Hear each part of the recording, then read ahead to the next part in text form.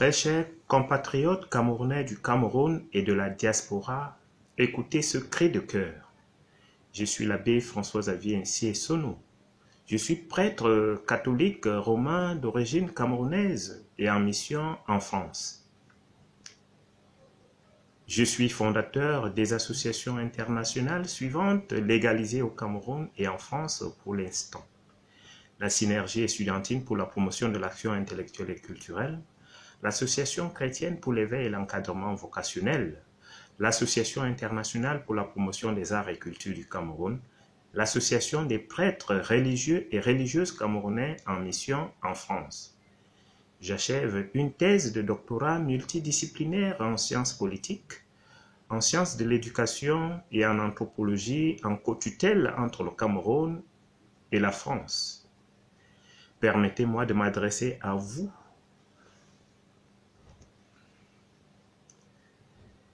et j'invite d'ailleurs tous ceux qui aiment le Cameroun à emboîter mon pas pour susciter une action commune et responsable afin de conjurer cette menace d'instabilité qui plane sur notre cher et beau pays depuis plusieurs mois aujourd'hui, tels que peuvent le témoigner ces quelques messages que nous avions reçus pour la plupart d'entre nous de la situation au Cameroun. Bonjour la famille. Je me présente à vous pour ceux qui ne me connaissent pas. Moi, je m'appelle Yogo, image Jeanne d'Arc. Comme je viens de balancer ma photo, vous le voyez, vous la voyez autant pour moi. Je suis gendarme et je travaille à Yaoundé, plus précisément au CED. Je vous fais ce message parce que certains savent que le pays va mal, mais je voudrais amener les gens à être conscients que le pays va très très mal. On a besoin de Dieu pour notre nation. Alors quand je fais cet audio, c'est pour demander aux uns et aux autres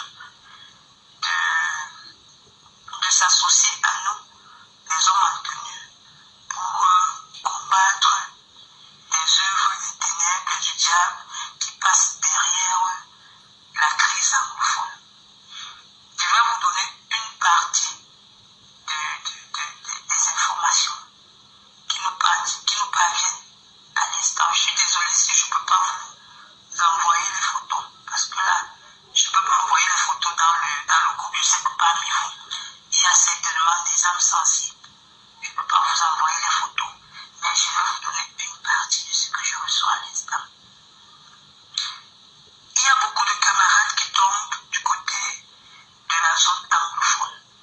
Pas parce qu'ils sont faibles, pas parce qu'ils ne connaissent pas faire la guerre, mais pour la simple raison que certaines personnes se sont levées et ont décidé de faire la guerre aux hommes en tenue, comme si le pays nous appartenait seulement à nous.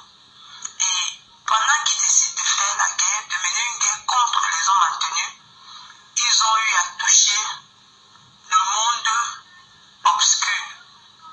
Parce que, aux dernières nouvelles, ils font des gris-gris qui les aident à ne pas être tués par balle. C'est les camarades qui tombent là-bas ces jours-ci. C'est à cause du fait que quand eux ils viennent avec des matières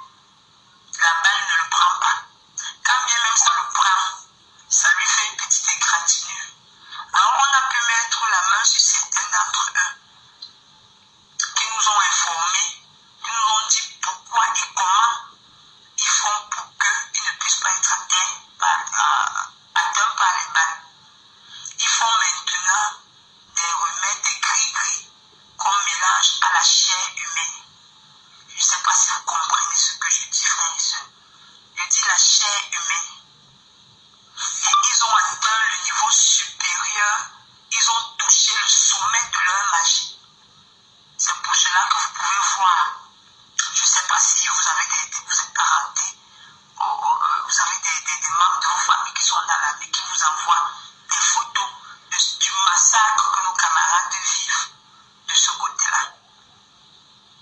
Donc, c'est dans ce sens que je vous appelle à vous joindre à nous pour les combattre dans la prière d'abord, pendant que nous autres on va sur le terrain, qu'on ait le soutien de Dieu. Notre nation va mal, et ce n'est pas la blague. Notre nation va très très mal.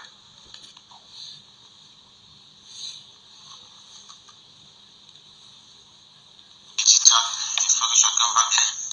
Happy birthday, ma mère. C'est vrai, je me suis encore rappelé et je ne me connectais pas en fait. Que le Seigneur t'apporte tout ce qu'il y a vraiment de meilleur et de beau. Et qu'il te donne tout ce que ton cœur désire. Surtout sois prudent et qu'il te donne la grâce aussi de marcher avec lui. Mes frères, mes soeurs, nous sommes en plein recyclage. C'est le tout premier contingent camerounais qui part en renfort dans comme à Savan, et quand il est en forme, on dirait telle date, ou sortons, on dira seulement tel jour, à Yaoundé, dès que vous venez pour Bordeaux, vous cherchez ma maintenant, il n'y a pas d'informations spéciales pour ça. Donc nous sommes le tout premier contingent, à cause des camarades qui meurent chaque jour sur le terrain. Mais frère, je vous en supplie, je vous assure, le sang va couler. Attendez, vous allez attendre tous ces 3 derniers mois. Donc, si quelqu'un souffrait, assassin, du côté anglophone, je vous prie, il demande de fuir, de partir. Quand je dis son frère, ça veut dire un ami intime, quoi, avec qui vous avez des liens un peu approfondis. Demandez-lui de partir, parce que c'est tout, c'est de vrai. Nous n'avons pas pour la guerre, et le sang innocent va couler, parce qu'il faut ça. Parce que ce que nous veut maintenant, c'est qu'eux, ils appellent bien pleurer à la négociation. C'est ce dont on nous forme maintenant. Pour tuer uniquement, comme je vous dis, mes frères. Le tout, si vous allez entendre les nouvelles, attendons pas sur le terrain le 23. Je veux croire, je crois en la croix, moi, sur le terrain. Pendant les 3 mois, là, vous allez entendre, le sang va couler, je vous assure quand même, le sang innocent. Je sais un peu faire que quelqu'un passe même sur ma côté de toi, t'as des nerfs, tu couvres le feu sur lui, là, c'est l'autorisation que nous avons reçue. Parce que eux viennent, l'ennemi, on ne connaît pas quel ennemi. Ils viennent devant toi comme s'ils venaient en ami après, c'est comme ça, ils te tirent en long, ils disent, le fait que quelqu'un passe vraiment sa tête des nerfs, tu couvres le feu. Donc c'est pour vous dire, imaginez un peu combien de sang innocents, celui-là qui n'avait même pas l'intention, celui-là qui s'est déplacé pour ses fins personnelles. Imaginez un peu, là, tout le monde doit périr, parce qu'il faut ça, pour que le calme revienne, pour que le gendarme puisse intégrer. Vous voyez, nos têtes sont mises à prix. Vous avez vu un peu par sur Facebook comment tuer un gendarme sans armes, c'est 2 millions 500 000. Tuer un gendarme avec armes, c'est 2 millions. Donc vous voyez pourquoi c'est qu'un gendarme qui meurt de peu. Donc ça va, c'est pourquoi maintenant nous aussi on a un feu. On dit vaut mieux revenir à en prison que de revenir en haut de la voiture. Voilà pourquoi nous sommes ici. Ça, je vous rassure. Demande à vos frères de fuir. L'heure est grave. L'heure est grave. Je vous le dis. C'est comment. C'est pourquoi il faut nous former en paracommando. C'est 10 jours, s'il n'y a pas de repos, tout le corps s'y fait mal. C'est pour ça. Et tous ici, on a dit la rage. Tout le monde a la rage. On a encore tué les gendarmes ce matin. On va poignarder. Là, je vais même vous envoyer les photos tout à l'heure. Donc, c'est vraiment inquiétant. Ce matin à 4 ans, il y en a ma cour encore la mort. C'est inquiétant.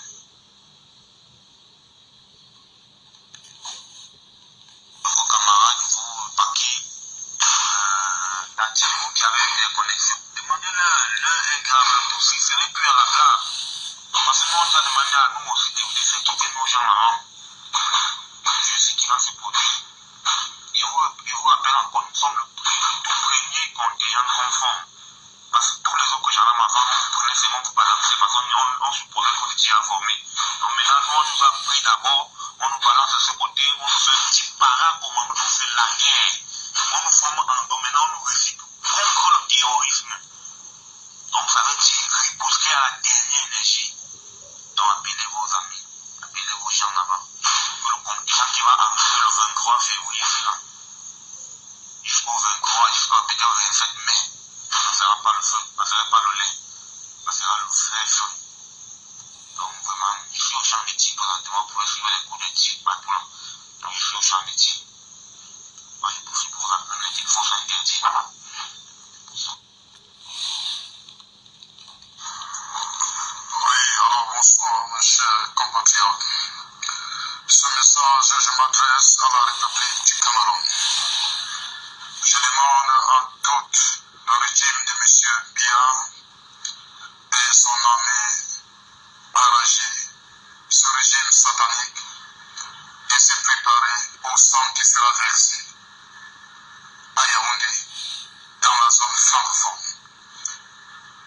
sommes fatigués de nos mères violées, de nos sœurs violées, fatigués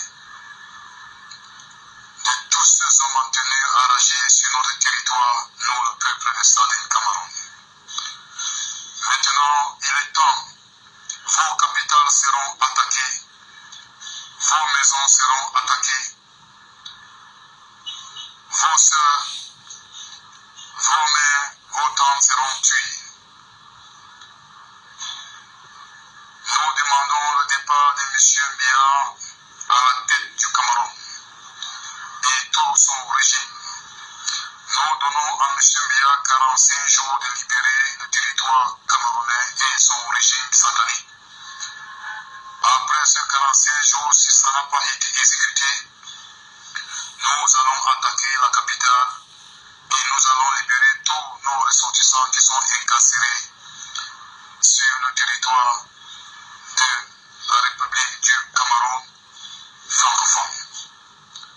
Nous, peuple amazonien, nous sommes prêts. Nous sommes prêts. Vous allez nous tuer, mais nous allons également vous tuer également. Nous sommes prêts et nous n'allons pas arrêter jusqu'à que nous obtenons la restauration de notre cher territoire Sadine Cameroun pour que nos enfants soient meilleurs au lendemain.